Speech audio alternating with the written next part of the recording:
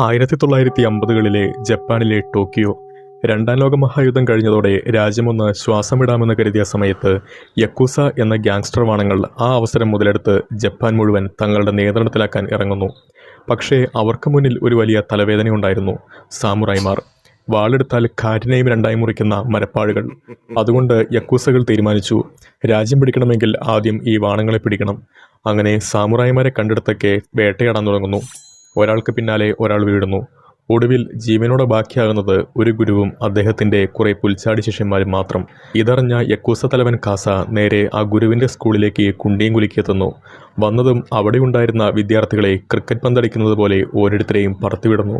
അവസാനം മാസ്റ്ററുടെ മുന്നിലെത്തി. മാസ്റ്ററും വെറുതെ നിന്നില്ല, കിട്ടുന്നത്ര അടിയും കൊടുത്തു. പക്ഷേ എത്ര പറഞ്ഞാലും താൻ ഒരാൾ മാത്രം, അപ്പുറത്ത് ഒരു ഗ്യാങ് വാണങ്ങൾ മുഴുവൻ. ഒടുവിൽ അദ്ദേഹം വളയപ്പെടുന്നു. അപ്പോഴും മാസ്റ്റർ ഒരു ഡയലോഗ് അടിക്കും: നീ കൈവച്ചത് തെറ്റായ സ്ഥലത്താണ്, നിന്റെ മരണം ഇനി അധികം വൈകില്ല. ഇത് കേട്ട യക്കൂസ തലവൻ ചിരിച്ചുകൊണ്ട്: ഞങ്ങളെ കൊല്ലാൻ ഇനി ഏത് മാമലവാണമട വരാൻ പോകുന്നത് എന്നൊരു അഹങ്കാര ഡയലോഗ്. അപ്പോഴേക്കും ശ്വാസം മുട്ടി ഓടി വന്ന ഒരുത്തൻ: സാർ, മാസ്റ്ററുടെ 100 ശിഷ്യന്മാരിൽ 99 പേരെയും തീർത്തു, പക്ഷേ ഒരു പമ്പരവാണത്തിനെ മാത്രം കാണാനില്ല. ആരാടാത് എന്ന് യക്കൂസ തലവൻ ചോദിച്ചപ്പോൾ മാസ്റ്റർ ചിരിച്ചുകൊണ്ട് ഒരേയൊരു പേര് പറയും: ഓജി. നിന്നെ കൊല്ലാൻ വരുന്നത് അവനാണ്. അത് കേട്ടതും യക്കൂസ തലവൻ്റെ ഈഗോയ്ക്ക് ഹർട്ടായി. ഒരു സെക്കൻഡ് പോലും കളയാതെ മാസ്റ്ററെയും അവിടെ വെച്ച് തന്നെ തീർക്കും. യക്കൂസയുടെ വാണത്തനം കാരണം ആ നാട്ടിലെ സാധാരണക്കാർക്ക് പോലും സമാധാനമായി ജീവിക്കാൻ പറ്റാത്തൊരവസ്ഥ. പലരും രാജ്യം വിട്ടു പോകാൻ തുടങ്ങുന്നു. അങ്ങനെ ജപ്പാനിൽ സമ്പാദിച്ച 2 പെട്ടി നിറയെ സ്വർണവുമായി സത്യനാരായണൻ എന്നൊരാളും കപ്പലിൽ കയറുന്നു. വിധിയുടെ കളി നോക്കൂ. അതേ കപ്പലിലാണ് യക്കൂസയുടെ കണ്ണിൽ നിന്ന് രക്ഷപ്പെട്ട ഓജിയും യാത്ര ചെയ്യുന്നത്. കപ്പൽ നടുക്കടലിലൂടെ പോകുമ്പോൾ വേറൊരു ട്വിസ്റ്റ്. ഒരു കൂട്ടം കടൽക്കൊള്ളക്കാർ ഒളിച്ച് കപ്പലിൽ കയറി. സത്യനാരായണന്റെ 2 പെട്ടി സ്വർണം കണ്ടതും അവരുടെ കണ്ണ് ഇങ്ങനെ തിളങ്ങി. ഇന്നത്തെ കൊണച്ച അലച്ചിൽ കഴിഞ്ഞു എന്നൊരു ഫീൽ. അവർ സ്വർണം തട്ടിയെടുക്കാൻ ശ്രമിച്ചപ്പോൾ യാത്രക്കാർ തടയാനിറങ്ങി. ഉടൻ സത്യനാരായണൻ തോക്ക് പുറത്തെടുത്തു. പക്ഷേ കൊള്ളക്കാർ യാത്രക്കാരെയെല്ലാം ബന്ദികളാക്കി. ഞങ്ങളെന്താ ഊമ്പാൻ നിൽക്കുവാണോ എന്നൊരു മട്ടിൽ. ഇനി എന്ത് ചെയ്യും? വെടിവെച്ചാൽ സ്വന്തം ആളുകൾക്കാണ് അപകടം. അതിനാൽ മനസ്സില്ലാ മനസ്സോടെ അദ്ദേഹം തോക്ക് താഴെ വയ്ക്കും. പക്ഷേ ഹീറോ കപ്പലിലുണ്ടെങ്കിൽ പ്രശ്നം വന്നിട്ട് അവൻ കാലിൻ്റെ ഇടയിൽ കൈയും തിരികിരിക്കുമോ? ഇതുവരെ ഒരു മൂലയിലിടുന്ന് ശാന്തനായിരുന്ന ഓജി പതുക്കെ എഴുന്നേറ്റു. കയ്യിൽ കിടന്നിരുന്ന കട്ടാന വാൾ ഒന്ന് വലിച്ചൂരി. അടുത്ത കുറച്ച് സെക്കൻഡുകൾക്കുള്ളിൽ അവിടെ നടന്നത് ഫൈറ്റല്ല, കൊള്ളക്കാരുടെ ഫുൾ ബോഡി സർവീസ് ആയിരുന്നു. എല്ലാത്തിൻ്റെയും വളി പോകും. ഒരുത്തനെ പോലും ബാക്കി വയ്ക്കാതെ എല്ലാവരെയും നിമിഷങ്ങൾക്കുള്ളിൽ വെട്ടിവീഴ്ത്തി കളഞ്ഞു. അങ്ങനെ കുറച്ച് സെക്കൻഡുകൾക്കുള്ളിൽ കടൽക്കൊള്ളക്കാരെല്ലാം നേരെ പരലോക എക്സ്പ്രസ് കയറ്റിവിടും ഓജി. തങ്ങളുടെ ജീവനും അതിലും പ്രധാനമായി സത്യനാരായണന്റെ 2 പെട്ടി സ്വർണവും രക്ഷിച്ചതിന് നന്ദിയായിട്ട് സത്യനാരായണൻ ഓജിക്ക് കാശും സ്വർണവും സമ്മാനമായി നൽകാൻ നോക്കും. പക്ഷേ ഓജി വാണം അതൊന്നും സ്വീകരിക്കില്ല. അവൻ ശാന്തമായി പറയും: സ്വർണം പോയാലും പോട്ടെ, പക്ഷേ സ്വന്തം ജീവൻ പോലും നോക്കാതെ മറ്റുള്ളവരെ രക്ഷിക്കാൻ നിങ്ങൾ മുന്നോട്ട് വന്ന ആ നിമിഷം തന്നെ ജീവിതകാലം മുഴുവൻ നിങ്ങളോടൊപ്പം ഇരിക്കണമെന്ന് ഞാൻ തീരുമാനിക്കുകയാണ്. ആ ഒരു വാക്ക് കേട്ടപ്പോൾ സത്യനാരായണന് ഹയ്യാവും. ഇവനൊരു വേട്ടാവളിയൻ തന്നെയെന്ന് അദ്ദേഹം മനസ്സിൽ വിചാരിച്ചു. അന്നു മുതൽ അദ്ദേഹം ഓജിയെ സ്വന്തം കുടുംബാംഗം പോലെ കൂടെ നിർത്തുകയാണ്. പക്ഷേ കുടുംബാംഗം എന്നതിലും കൂടുതലായിട്ട് ലോക്കറിലെ സ്വർണത്തെക്കാൾ വിലയുള്ള ഒരാളായിട്ട്. അങ്ങനെ ഇരുവരും ഇന്ത്യയിലെ മുംബൈയിലെത്തി. സത്യനാരായണൻ സ്വന്തമായി ഒരു വലിയ സ്വകാര്യ പോർട്ട് സ്ഥാപിച്ചു. ഈ കാട്ടവരാതം കഴിഞ്ഞ് വർഷം 1990-കൾ. ഇപ്പോൾ ആ പോർട്ട് ഇന്ത്യയിലെ വലിയ തുറമുഖങ്ങളിലൊന്നായി വളർന്നിരിക്കുന്നു. അതിനിടയിൽ ഓമി എന്ന അതിപ്രശസ്ത പുൽച്ചാടി വാണം ഗ്യാങ്സ്റ്ററുടെ ഒരു കണ്ടെയ്നർ ആ പോർട്ടിലെത്തും. പക്ഷേ ഒരു ചെറിയ പ്രശ്നമുണ്ട്. അത് യാതൊരു അനുമതിയുമില്ലാതെ പൂർണ്ണമായും ഇല്ലീഗലായിട്ടുള്ള ഒരു എൻട്രി ആയിരുന്നു. അതിനാൽ പോർട്ടിലെ ഓഫീസർ സത്യനാരായണന്റെ 2ാമത്തെ മകൻ ആ കണ്ടെയ്നർ ഉടനെ സീസ് ചെയ്യും. ഈ വാർത്ത ഓമിയുടെ അനിയനായിട്ടുള്ള ജിമ്മിയുടെ ചെവിയിലെത്തി. ചേട്ടനേൽപ്പിച്ച സാധനം കൈവിട്ടാൽ അവരെന്നെ ജെട്ടിപ്പുറത്ത് കല്ലുകെട്ടി കടലിലെറിയും എന്ന് കരുതിയ ജിമ്മി നേരെ പോർട്ടിലേക്ക് പറന്നെത്തും. അതിനിടയിൽ ഓഫീസർ ഇത്ര രഹസ്യമായി വന്ന കണ്ടെയ്നറിലൊക്കെ എന്ത് മൈരാണാവോ എന്ന കൗതുകത്തിൽ അത് തുറന്നു നോക്കും. തുറന്നതും അകത്ത് മുഴുവൻ RDX ബോംബുകൾ. ഇത് പുറത്തായാൽ എല്ലാം തീരുമെന്ന് മനസ്സിലാക്കിയ ജിമ്മി ഒരൊറ്റ നിമിഷം പോലും ആലോചിക്കാതെ ഓഫീസറെ അവിടെ വെച്ച് തന്നെ കൊന്നുകളയും. വെടിവെച്ച് കേട്ട് പോർട്ടിലെ ആളുകൾ ഓടി വരാൻ തുടങ്ങി. ഇനി ഇവിടെ നിന്നാൽ നമ്മളാണ് അടുത്ത ശവമെന്ന് മനസ്സിലാക്കി ജിമ്മിയോ സംഘവും RDX കണ്ടെയ്നർ അവിടെയും ഇട്ടുകൊണ്ട് ജീവനം കൊണ്ട് കുണ്ടിയും കുലുക്കി ഓടി രക്ഷപ്പെടും. കട്ടു അടുത്ത ദിവസം. ഇന്നലെ ഒന്നും നടന്നിട്ടില്ലെന്ന മുഖവുമായിട്ട് പമ്പരവാണൻ ജിമ്മിയും അവൻ്റെ അച്ഛൻ മിറാജും സത്യനാരായണന്റെ മകന്റെ അന്ത്യാഞ്ജലിക്കെത്തും. കാരണം ജിമ്മിയാണ് കൊല ചെയ്തത് എന്ന് പുറത്തറിഞ്ഞാൽ അന്ത്യകർമ്മം നടക്കുന്നത് ഓഫീസറുടേതായിരിക്കില്ല, ജിമ്മിയുടേതായിരിക്കും. അതുകൊണ്ടാണ് മിറാജ് സ്വന്തം മകനെ കൂടെ കൂട്ടിക്കൊണ്ടുവന്നത്. ഇവിടെയാണ് മറ്റൊരു ട്വിസ്റ്റ്. ഒരു കാലത്ത് സത്യനാരായണനും മിറാജും അടുത്ത സുഹൃത്തുക്കളായിരുന്നു. പക്ഷേ പിന്നീട് നടന്ന ചില ഗുണവധികാരം കാരണം ഇരുവരും ശത്രുക്കളായി പിരിഞ്ഞു. ഈ ജിമ്മിയും ഓമി എന്ന മെയിൻ വില്ലനും ഇരുവരും മിറാജിന്റെ മക്കളാണ്. അതിൽ ഓമി ഇന്ത്യ വിട്ട് വിദേശത്ത് വലിയ കുറ്റകൃത്യ സാമ്രാജ്യം പടുത്തുയർത്തിക്കൊണ്ടിരിക്കുകയാണ്. അവനാണ് ഈ സിനിമയിലെ യഥാർത്ഥ മെയിൻ വില്ലൻ. പക്ഷേ ഇപ്പോഴത്തെ സ്ഥിതി എന്താണെന്ന് പറഞ്ഞാൽ സത്യനാരായണന്റെ ആളുകൾക്കൊക്കെ ഓഫീസറെ കൊന്നത് ജിമ്മിയാണെന്ന് ഏകദേശം ഉറപ്പാണ്. ഇനി അവന്റെ കണക്ക് എപ്പോഴാണ് തീർക്കുക എന്നതാണ് എല്ലാവരും കാത്തിരിക്കുന്നത്. അപ്പോഴായിരുന്നു അന്തരീക്ഷം പെട്ടെന്ന് മാറിയത്. കൊല്ലപ്പെട്ട ഓഫീസറുടെ ഭാര്യ നേരെ ജിമ്മിയുടെ അടുത്തേക്ക് എത്തി. ഒരു ചൂല് കയ്യിലെടുത്ത് "ഗ്യാങ്സ്റ്ററാണോ? ആദ്യം ഇതിന്റെ പ്രഹരമേക്ക്" എന്ന പോലെ അവനെ നന്നായി പെരുമാറും. ജിമ്മിക്ക് അവിടെ കിട്ടിയത് അടിയേക്കാൾ വലിയൊരു അപമാനമായിരുന്നു. ഇനി ഒരു സെക്കൻഡ് കൂടി നിന്നാൽ നാട്ടുകാരും ഫ്രീ സർവീസ് തുടങ്ങും എന്ന് മനസ്സിലാക്കി ആളൊന്ന് നാണം കെട്ട് സ്ഥലം വിടും. മിറാജും ഒന്നും മിണ്ടാതെ പുറത്തിറങ്ങും. കാരണം ഇത്ര ചെയ്തിട്ടും എൻ്റെ മകൻ ജീവനോടെ രക്ഷപ്പെട്ടല്ലോ, അതാണ് വലിയ കാര്യം എന്നായിരുന്നു അയാളുടെ ചിന്ത. പക്ഷേ ഒരു കാര്യം, മിറാജ് ഇത്ര വലിയ ഡോണായിട്ടും സത്യനാരായണന് മുന്നിൽ എന്തുകൊണ്ട് ശാന്തനാകുന്നു? അതിന് വലിയൊരു കാരണമുണ്ട്. സത്യനാരായണനെ തകർക്കാൻ മിറാജ് പലതവണ ശ്രമിച്ചിട്ടുണ്ട്. കൊല്ലാൻ വരെ ആ കാട്ടുകുണ്ണ പ്ലാൻ ചെയ്തിട്ടുണ്ട്. പക്ഷേ ഓരോ തവണയും ഒരു വെളുത്ത ഷർട്ടിട്ട് കഠാന വാൾ പിടിച്ച ഒരുത്തൻ നടുവിൽ കയറി വരും. അതെ, നമ്മുടെ പുൽച്ചാടി ഓജി. ഓജി കൂടെ ഉണ്ടെങ്കിൽ സത്യനാരായണന്റെ നിഴൽ പോലും തൊടാൻ പറ്റില്ല. ഒരിക്കൽ സത്യനാരായണനും പിന്നെ മകൻ അർജുനെയും മിറാജിന്റെ ആളുകൾ വളഞ്ഞു പിടിച്ചു. സത്യനാരായണനെ ക്രൂരമായി മർദ്ദിച്ചുകൊണ്ട് ഈ പോട്ട് എൻ്റെ പേരിൽ എഴുതി വെക്ക് എന്ന് ഭീഷണിപ്പെടുത്തി. പക്ഷേ സത്യനാരായണൻ ഒട്ടും പേടിച്ചില്ല.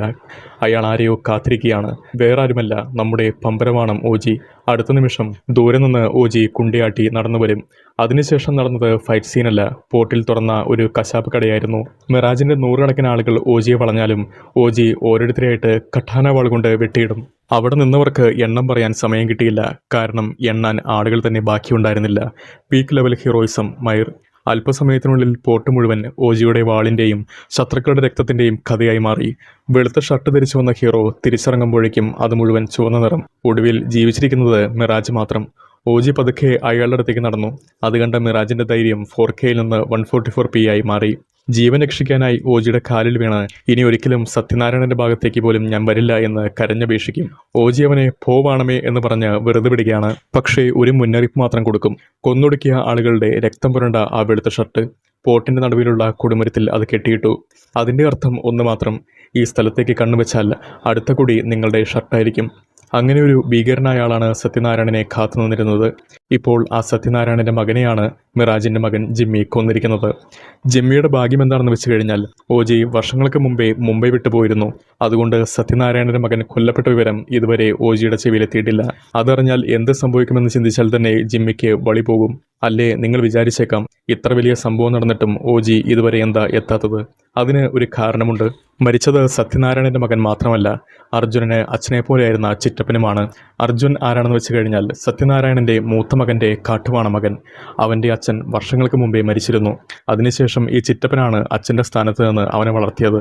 ഇപ്പോൾ ആ മനുഷ്യനും പോയി. അർജുന് അത് സഹിക്കാനാവാത്ത വേദനയായിരുന്നു, പാവം കുണ്ണ. പക്ഷേ ഇവിടെ മറ്റൊരു ട്വിസ്റ്റ് ഉണ്ട്.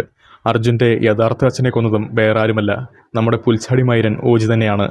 ആ സംഭവത്തിന് ശേഷമാണ് ഓജി മുംബൈ വിട്ടത്. ഇപ്പോൾ 15 വർഷത്തിലധികമായി. ആ ഒരു ദിവസത്തിന് ശേഷം ഓജി ഒരിക്കൽ പോലും മുംബൈയിൽ കുണ്ടികുത്തിയിട്ടില്ല. എന്നാൽ അർജുനോ അച്ഛനെ കൊന്നവനെ എപ്പോഴാണ് എൻ്റെ കയ്യിൽ കിട്ടുന്നത് എന്ന ഒറ്റ ചിന്തയുമായി വർഷങ്ങളായി കാത്തിരിക്കുകയാണ്. ഓമി അയച്ച RDX കണ്ടെയ്നർ കാര്യം കൊലപാതകത്തിലേക്ക് വരെ എത്തിയതോടെ സത്യനാരായണൻ ആ കണ്ടെയ്നർ രഹസ്യമായി പോർട്ടിൽ ഒളിപ്പിച്ചു. ഈ വാർത്ത ഓമിയുടെ ചെവിയിലെത്തിയതോടെ ആളിൻ്റെ ടെമ്പറേച്ചർ നേരെ 100 ഡിഗ്രി. ഉടൻ തന്നെ പോലീസ് ഡിപ്പാർട്ട്മെൻറ്റിൽ സ്വന്തം ആളുകളെ ഉപയോഗിച്ച് റെയ്ഡ് നടത്തിക്കും. പോലീസുകാർ മുഴുവൻ പോർട്ടിലേക്ക് ഇരച്ചു കയറും. പോർട്ടിൽ മുഴുവൻ അരിച്ചുപെറുക്കി തിരയും. ഒടുവിൽ കണ്ടെയ്നർ കണ്ടെത്തി. ഇതാ കിട്ടി എന്ന ആവേശത്തോടെ അത് തുറന്നു നോക്കിയപ്പോൾ അകത്ത് RDX ഇല്ല, വെറും പെട്ടികൾ മാത്രം. പോലീസുകാരുടെ മുഖം ഓർഡർ ചെയ്ത ബിരിയാണിക്ക് പകരം ഒഴിഞ്ഞ പാത്രം കിട്ടിയ അവസ്ഥയായിരുന്നു. ഉടൻ അവിടെ ഉണ്ടായിരുന്ന എല്ലാവരെയും ചോദ്യം ചെയ്തു. RDX എവിടെയാണ് എന്ന് ഭീഷണിപ്പെടുത്തി. പക്ഷേ എത്ര ചോദിച്ചിട്ടും ഒരാളും വായ തുറക്കില്ല. അവസാനം ഇൻസ്പെക്ടർ ദേഷ്യത്തിൽ ഇവിടെയുള്ളവരെയെല്ലാം അറസ്റ്റ് ചെയ്യ് എന്ന് പ്രഖ്യാപിച്ചു. അപ്പോഴാണ് അകത്തു നിന്ന് ഒരു സ്ത്രീ പതുക്കെ പുറത്തേക്ക് വരുന്നത്. കയ്യിൽ വലിയൊരു അരിവാൾ. ഇവരാണ് ഗീത, സത്യനാരായണന്റെ മൂത്ത മകന്റെ ഭാര്യ, അർജുൻ്റെ അമ്മ. അവർ അരിവാൾ ഉയർത്തിപ്പിടിച്ച് ഒറ്റൊരു നോട്ടം. ഈ പോർട്ടിലെ ജനങ്ങളുടെ ദേഹത്ത് ആരെങ്കിലും കൈവച്ചു കഴിഞ്ഞാൽ ഇവിടെ നിന്നൊരു പോലീസുകാരനും കാലിൽ നടന്ന് പുറത്തു പോകില്ല എന്നൊരു ഭീഷണി. റെയ്ഡ് നടത്താൻ വന്നവർ റിവേഴ്സ് കയറിട്ട് പോകാൻ റെഡിയായി. പക്ഷേ ജിമ്മി മാത്രം അടങ്ങി നിൽക്കുന്ന ടൈപ്പല്ല. അവൻ നേരെ പോർട്ടിലെ കുറേ ആളുകളെ പിടിച്ചിട്ട് ഇടിച്ചു പൊളിക്കാൻ തുടങ്ങും. സാധനം എവിടെയാ ഒളിപ്പിച്ചത് എന്ന് ചോദിച്ച് മർദ്ദിക്കാൻ തുടങ്ങി. പക്ഷേ അടികിട്ടിയവർക്കും ഒരു വാശി. വായിൽ നിന്ന് ഒരു വാക്ക് പോലും പുറത്തു വരില്ല.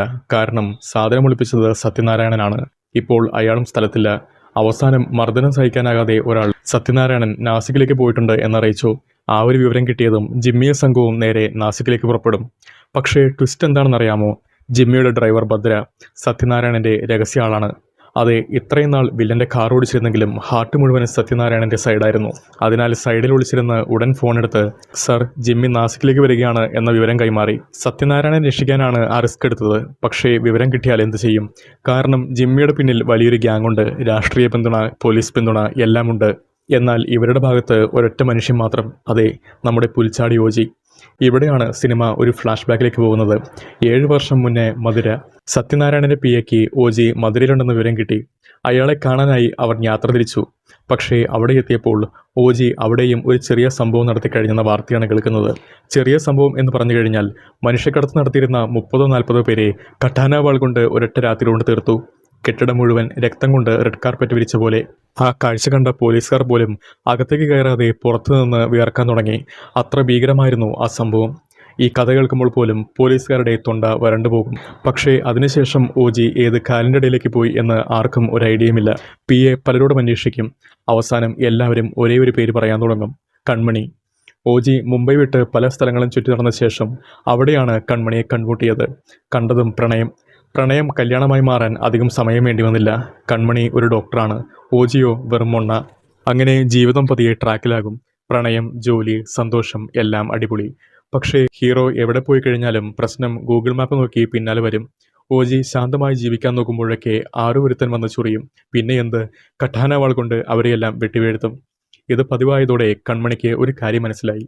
ഇവിടെ നിന്നാൽ നമ്മുടെ കുടുംബജീവിതം തേഞ്ഞത് തന്നെ. അതും ആ സമയത്ത് അവൾ ഗർഭിണിയായിരുന്നു. അതിനാൽ രണ്ടുപേരും ആ നഗരം വിട്ട് മറ്റൊരു സ്ഥലത്തേക്ക് താമസം മാറി. കുറച്ച് മാസങ്ങൾക്ക് ശേഷം അവരുടെ ജീവിതത്തിലേക്ക് ഒരു കുഞ്ഞ് മാലാഖിയെത്തി. ഒരു സുന്ദരിയായ പെൺകുഞ്ഞ്. ഓജിയുടെ ജീവിതത്തിൽ ആദ്യമായി കട്ടാന വാൾ മാറ്റിവെച്ച് വിലപ്പെട്ടൊരു കാര്യം കൈകളിലേക്ക് എത്തുകയാണ്. കണ്ടാൽ ആരും പറയും, ഇനി മനുഷ്യൻ കട്ടാന വാൾ മാറ്റിവെച്ച് ഡയപ്പർ മാറുന്ന ജീവിതത്തിലേക്ക് മാറുകയാണ്. പക്ഷേ ഒരു കാര്യം മാത്രം: ഓജി ആരായിരുന്നു?